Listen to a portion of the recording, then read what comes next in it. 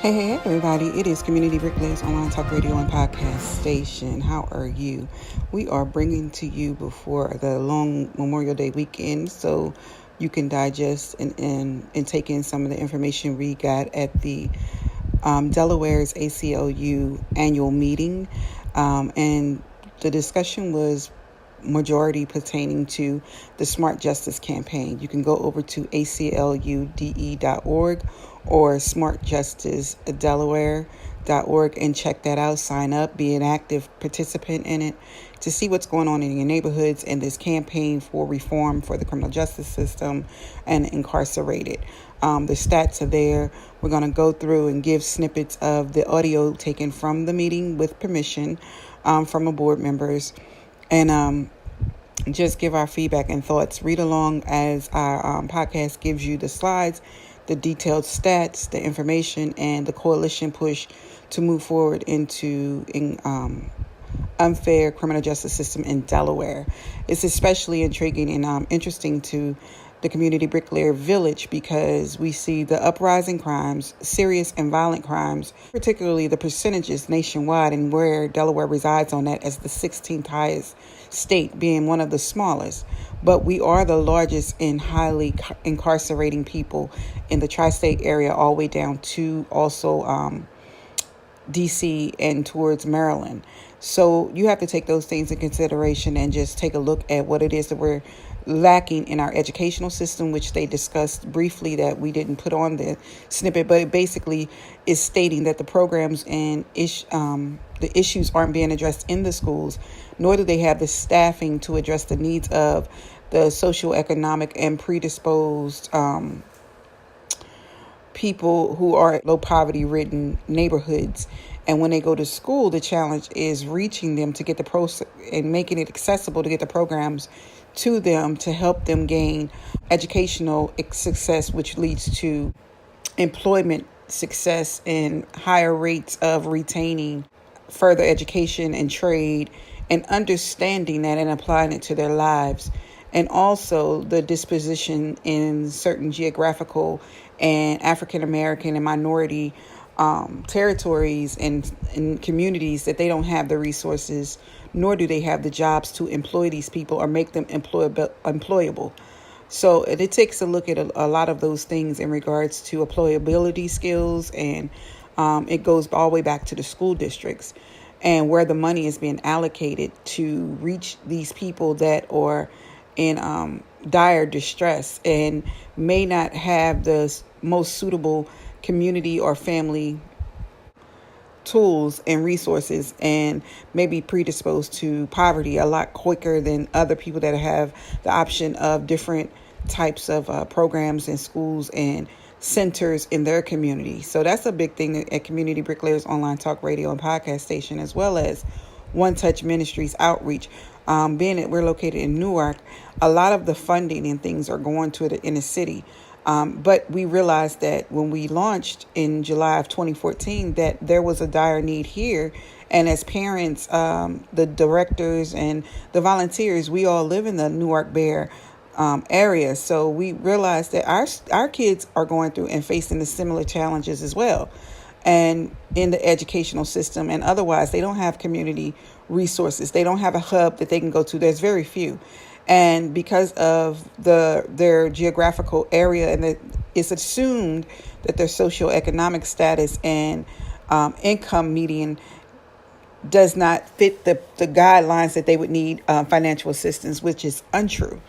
A lot of times, parents, two-parent households and single parents we go to get higher education and learning higher certificates and trades to make a suitable and comfortable lifestyle for their family, where they don't want to move in the inner city, or they have that option just like the next person, and or you were making a six-figure or high salary paying job and it folded and the job ended and you find yourself in economic and financial distress. Why can't there be programs in the suburbs in Newcastle County that are accessible to our children as well? And they find themselves getting partnered with different unlikely groups that the parents don't otherwise know about, or want them to entertain, because there's little hubs and corners and pockets in the communities that are gang members, that are drug dealers all over the state, every state in the country.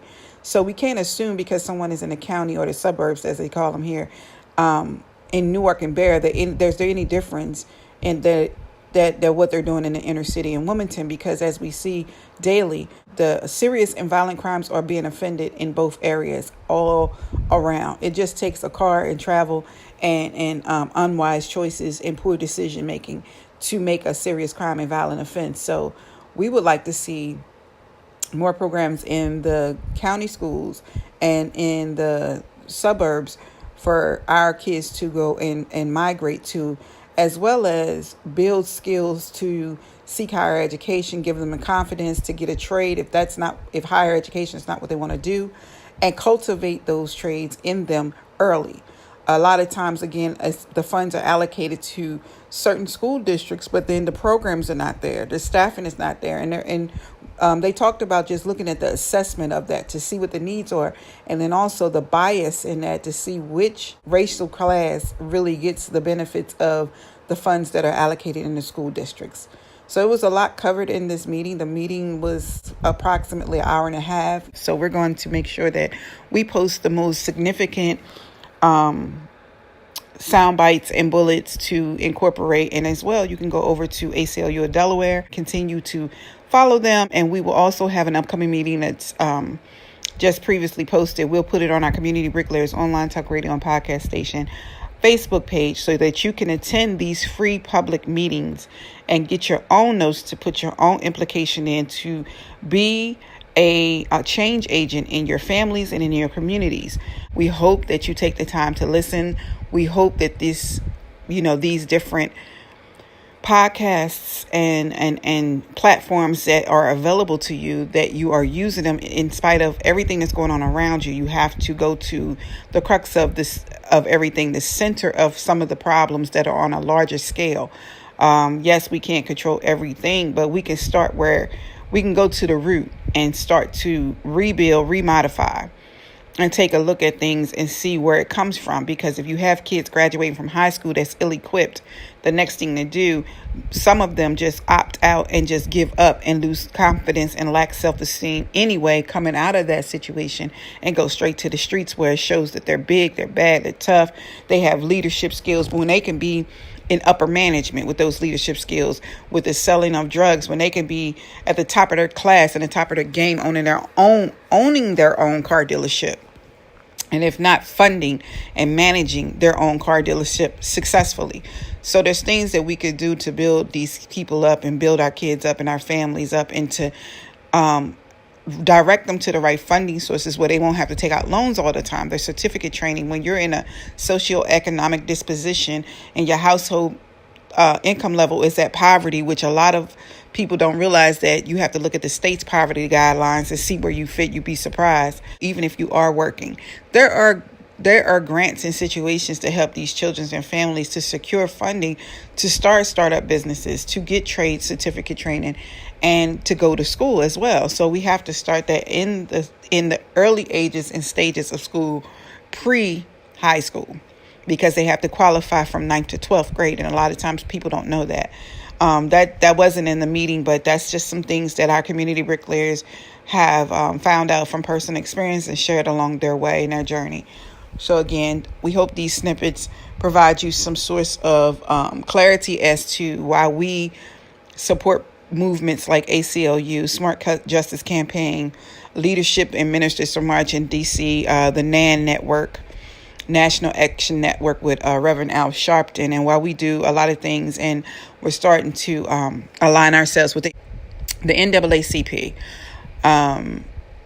So we're going to go ahead and just try to situate ourselves so we can be change agents and not just be saddened by the news, and from generation to generation watch poverty and deprivation starve us in our neighborhoods, because we can take total control.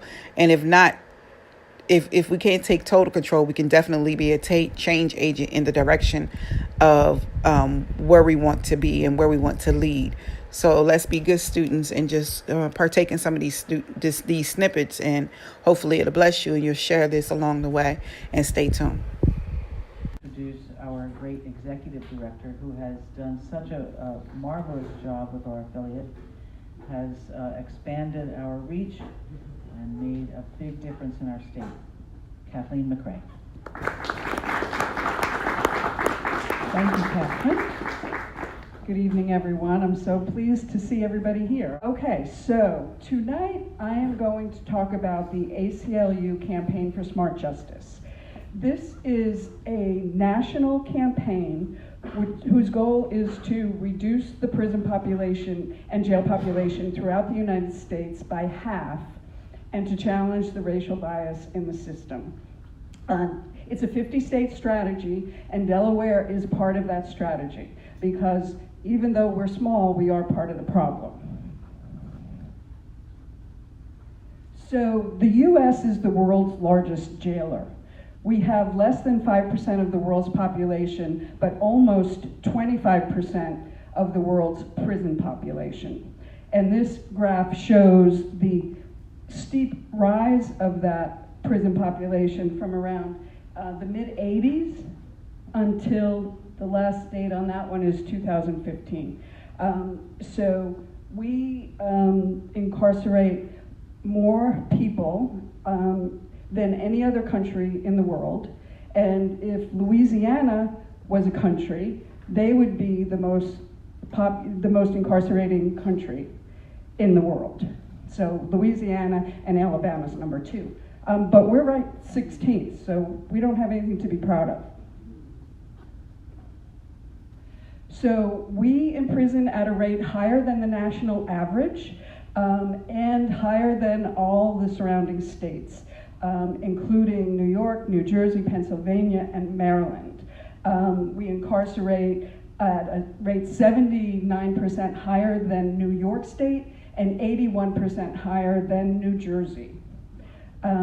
You can see the differences. Pennsylvania isn't too far behind us, but they are still behind us. So how did we get here? We've been building, from the 1980s, we've been incarcerating more and more of our citizens. And it's due to fear of crime, the war on drugs that was really launched in 1980 officially when Ronald Reagan was elected president, the militarization of the police.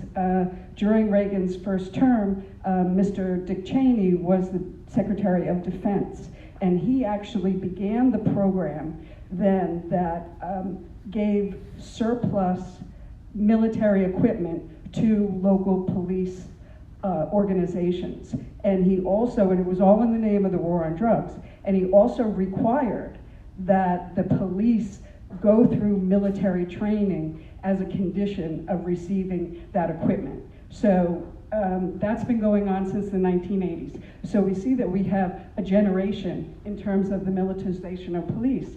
And it's a big problem because when we take that view, the community that's being policed becomes the enemy instead of the people that need to be protected. And then there were all kinds of tough on crime pieces of legislation that have been passed nationally and locally here in Delaware. It includes things like mandatory minimums, consecutive sentences instead of concurrent sentences. We have made a minor change in terms of concurrent sentences. So if somebody is charged with 3 crimes and they get 10 years for each crime, most states actually say, okay, you go to prison for 10 years because they serve those sentences concurrently. In Delaware, until very recently, all sentences were served consecutively. So not 10 years, but 30 years. There was a change in the legislature that has moderated that somewhat, but we still do sentence many, many people to consecutive sentences. So, and the elimination of parole. So again, in the 1980s, Delaware implemented truth in sentencing, which means that if you're sentenced to 30 years, you serve 30 years. Now there have been some modifications to that in the convening years, but it's still a problem. Not being able to earn good time is still a problem. So the formula that we use to establish how many people are in prison it's two factors. How many people go into prison in the first place and how long they stay there. Some of the drivers of mass incarceration in Delaware are prosecutorial power. I will talk about that more, because when 97% of all criminal charges in Delaware are settled with a plea bargain, you can see that the power of the prosecutor determines how many charges are brought, if a charge is dropped or not, what the piling on of charges is definitely a problem, and then ultimately how long that person will serve if a plea bargain is struck. Lack of early release. So this is Delaware average sentence is 2 years as opposed to 3 years, as opposed to 2 years nationwide. So our people are in longer. We do have a reform that actually Governor Jack Markell pushed through that said people could work down 50% of their sentence by earning good time while they were in prison. But the problem is that the programs that people would use to qualify for good time are not being offered because our prisons are so overcrowded, and they don't have the facilities, the capability to offer the programs. So our prisoners end up spending the vast majority of what they're sentenced to in prison, so they're in longer. Again, things like mandatory minimums, consecutive sentences, cash bail. Now, 20% of the folks in prison in Delaware are there before they have been convicted of a crime. And they're there because they cannot pay the $100 or $500 that they need to pay to meet their bail. And so right now, we've already taken some steps towards bail reform in the legislature, and last year passed a bill that would change the process. We understand that come June 5th or thereabout, the second phase of bail reform will be introduced into the legislature. It involves a constitutional amendment and implementation legislation. And ACLU and a lot of our community partners are very involved in analyzing, reviewing that legislation, because we feel that we really need to get it right. And I can talk more about bail if anybody has questions about that. Lack of alternatives to prison. So if we can prevent people from going into prison in the first place, that'll reduce our incarceration rate. But we don't have enough diversion programs, and we don't have enough treatment programs so that judges can say, no, we're not going to put you in jail, we're going to ask you to do probation, we're going to send you into treatment, or we're going to put other restrictions that you must follow before you have to go to jail. And when we look at the problem of violent crime, of mass incarceration in Delaware, we have to be honest and admit that Delaware does have a violent crime problem, especially in Wilmington and more in the city of Dover.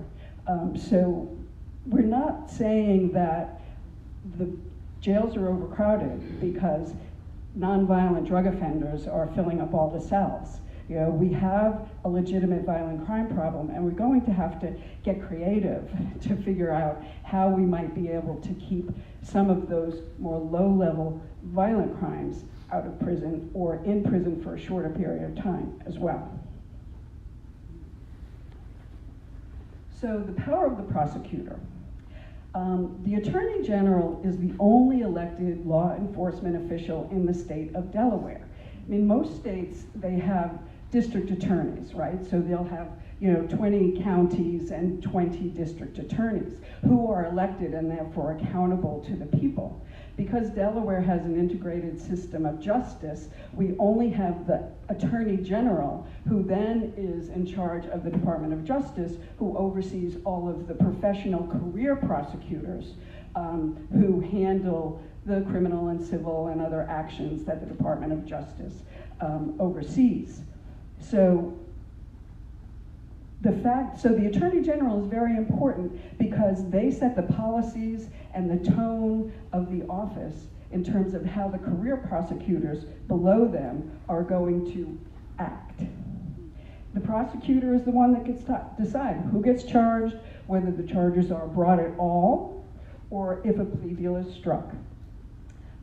They have more power than the judge in many instances because, as I said, 97% of the criminal cases in Delaware are settled by a plea bargain, and so usually the prosecutor will go to the judge along with the defense, public defender normally, and say, this is the deal that we've struck, and the judge will say, okay. And the other big problem is that there's no transparency or accountability in the Attorney General's office. And what I mean by this is that in order to really solve the problem of over-incarceration in Delaware and to look at the issue of racial bias in the system, we need to have data. We need to know if a white man, 20, 25 years old, who's charged with burglary is getting a sentence that's different from a plea deal, that's different from a black man, 20, 25 years old, that's charged with burglary. So we need data. We need to be able to track what's going on, and then we need transparency so that the AG and the policies that are being implemented, they can be held accountable for those policies. But right now, we don't have that system in place in Delaware. So we must acknowledge the racial bias in the Delaware's criminal justice system. African Americans account for 22% of the Delaware population, but 51% of the prison population. I think black Delawareans face discrimination at every stage of the criminal justice process. We need to look at who is policed, who is charged, how harshly they are charged, and the length of sentence they receive. I think that we need to acknowledge that communities of color are over-policed and underserved.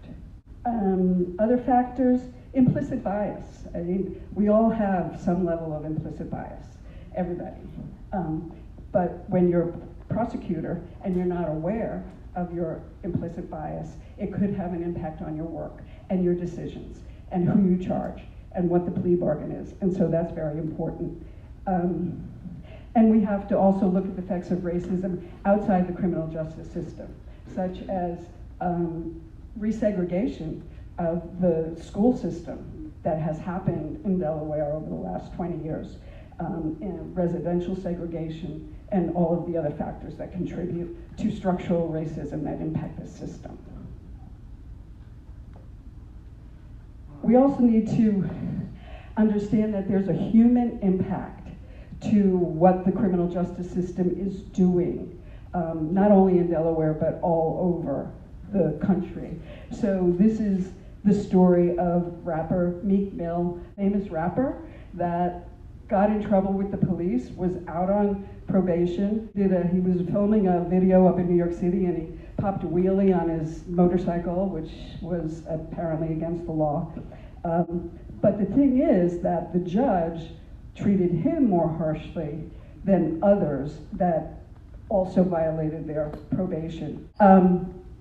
The second part of this story is that recently the city of Philadelphia elected a very progressive prosecutor, and he identified certain cases that were improperly treated, that were improperly prosecuted, and he actually let a handful of people out of jail while their case was being reconsidered, and they were making the decision whether they were going to retry the folks. Now, the rapper Meek Mill was one of those cases, but his judge refused to let him out of jail just because she had a grudge against him. So again, this is just an example of the type of human impact.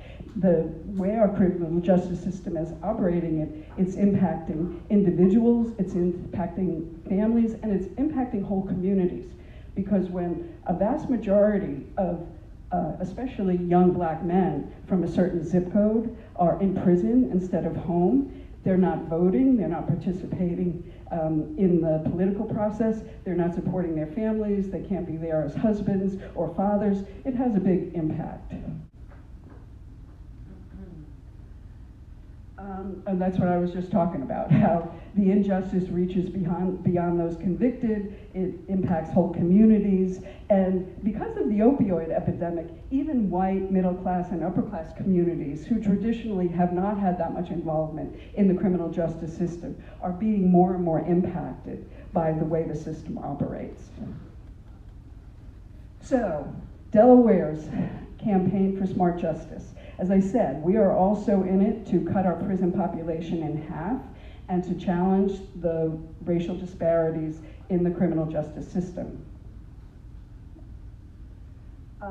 These are some of the proposals that we are actively working on that we feel will have a direct impact on reducing that prison population. So bail reform and sentence modification. So as I said earlier, bail reform, the first phase of bail reform passed. What that phase did was establish the fact that bail should be used as a last resort, not as a first step in terms of making sure that somebody appears for trial. The second phase is a constitutional amendment which would allow for preventative detention. So right now, everybody that gets arrested for a crime in Delaware is eligible for bail unless it was a first-degree murder, capital murder charge. Those people are not eligible. Everybody else is, no matter how serious the crime. So the problem is that folks that commit serious crimes but have a lot of money can meet their bail and get out, even though they may be very dangerous to the community. But someone that's arrested on a lower level charge, who doesn't have any money, yet gets bail set for them, they stay in jail while they're awaiting trial because they don't have the $100 or the $500. But there's a problem if you're sitting in jail waiting your trial as opposed to being out in the community. Not only are you not working and supporting your family, you also can't be readily available to help with your defense. And it's been established that people that are in jail before trial receive harsher sentences than those that are out in the community. So, as we said, drug treatment, other diversionary programs. We do have, the police actually already have the power to issue a civil citation to somebody instead of arresting them, but it's not used very often. So that's part of the diversion strategy. We're not offering rehabilitation services inside, and we're paying $35,000 or so a year to support every prisoner that is in prison. So I think that when we think about shorter sentences, it's not that people do not deserve punishment, especially if they commit a serious crime, but how long of a punishment is the most effective to punish and possibly to rehabilitate. We can reduce the prison population pretty significantly in Delaware. It will free up resources for the Department of Corrections to actually implement high-quality programs in prison: education, job training, mental health treatment, drug treatment, all of the programs that have been proved in states year after year, study after study, to be the thing that actually affects recidivism and reduces recidivism. Delaware's recidivism rate is higher than the national average. It's about 77, 78%. And so that means 78% of the people that come out of prison go back in, because the vast majority of people that go into prison, they come back to the community. And if they're not trained, if they can't get a job, if they're facing all the barriers of collateral consequences, then of course they're gonna go back in. You know, it's a vicious cycle that we have to try to figure out how to break. So prosecutorial reform. I want to announce that we have a coalition for smart justice, which is the ACLU, Delaware Center for Justice, Delaware United, Network Delaware, Heads Up 302, a number of different organizations. And on Monday, we launched a website which is votesmartjusticede.org. That's votesmartjusticede.org. And on that website, we outline what does a prosecutor do? And then we asked all 4 candidates. Right now, there are 4 Democrats running in the Democratic primary for Attorney General. There have been no Republicans that have declared yet. So we have asked all 4 candidates to fill out a questionnaire that tells us what their position is on many of the reforms that we feel are necessary. We also have our Smart Justice platform on the website, and you can go there and you can look at the answers that all of the AG candidates have put forward, so that you can educate yourself. I think we need to elect a reform-minded AG that understands that mass incarceration is a problem and is willing to take steps to change the way the Department of Justice operates so that we can reduce incarceration and challenge the bias in the system. So these are some of the things that we have asked about. Do you support diversion? And are you willing to divert cases to treatment options? Are you willing to reduce overcharging? And are you willing to make very transparent the policies that guide plea bargaining and piling on of charges? Again, create the accountability and transparency, collect the data, publish the data, so not only the ACLU, but everybody can understand exactly who's going into the system, who they are, race, ethnicity, sex, and what are they being charged with, how long are they being charged, what's the plea bargain deal, how long do they stay in prison, all of that data, all of that information, so we can study it and disaggregate it and understand exactly in a more complete way exactly what the problem is in the system so that we can create solutions to the problem. Reentry programming. When people come out of prison, they need to be helped to get over the hurdles that they face. Their barriers are huge, and we are not putting enough resources into creating programs that support people when they come out of prison so that they can stay out of prison. We also need to look at how can we create incentives for employers to hire people that have a record, and how can we fund community organizations that do the reentry services now at a higher level. These are our tactics. We're doing public education, community organizing, legislative advocacy, and strategic litigation. And so we're pursuing all of these different tactics to get to our goal of reducing the prison population in Delaware. These are ways that you can get involved. So attend an event or volunteer for the campaign for Smart Justice. Spread the word, talk to friends and family and networks about our campaign. Community Bricklayer Village, we thank you for sitting through this podcast and getting the wealth of knowledge to continue your movement forward in your families and your communities. Again, go to Community Bricklayers Online Talk Radio and Podcast Station on Facebook and Twitter, or you can go to get more engaged in campaigning alongside ACLU of Delaware. Go to Smartjustice Delaware.org and get involved with the community meetings that are free to the public to get different perspectives and get the scope of this campaign and mission. We're glad to be coming in on a part of reform, rehabilitation, reducing recidivism, employability trainings, and as well as educational, taking a look at the educational system. Until next time, check out our posts over the weekend. Have a safe Memorial Day weekend holiday, but as well, take a look at our posts for the upcoming meeting. There's another meeting coming up in June. I think it's June 16th. We'll have it on our Facebook page, Community Bricklayers Online Talk Radio and Podcast. Check it out. Please stay aware. Leave your comments, suggestions. We thank you for joining us on this significant move and wave of forward motion. Until next time, Real Talk, Real